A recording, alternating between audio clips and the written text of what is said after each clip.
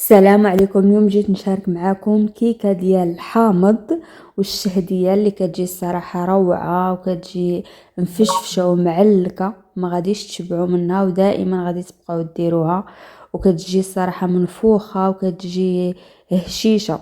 هنايا كندير كاس ونص ديال السكر، جوج بيضات وخنيشه ديال الفاني.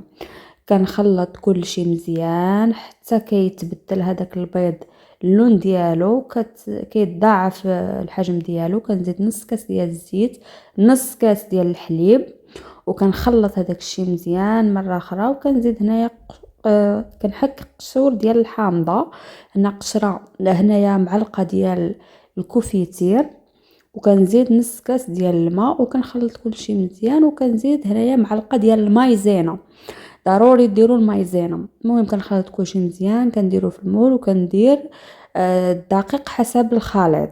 كنبقى ندير حتى كيولي ليا بحال هاد الشكل هذا. المهم كيبقى كيولي ليا شاد راسو بحال هكا. ومن بعد كنزيد جوج اكياس ديال خميره الحلويات، وكنزيد في الاخير كنزيد نص كاس ديال الحامض. ضروري ندير نص كاس ديال الحامض من فوق ما ندير هادوك الاكياس ديال الخميره.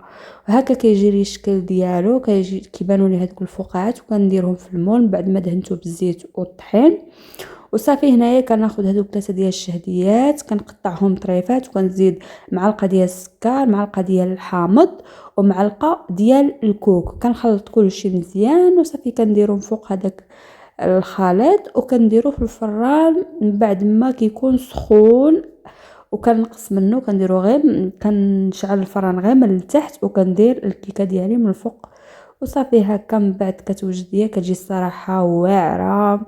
كنتمنى تجربوها وساهله، ما فيها حتى شي تعقيدات.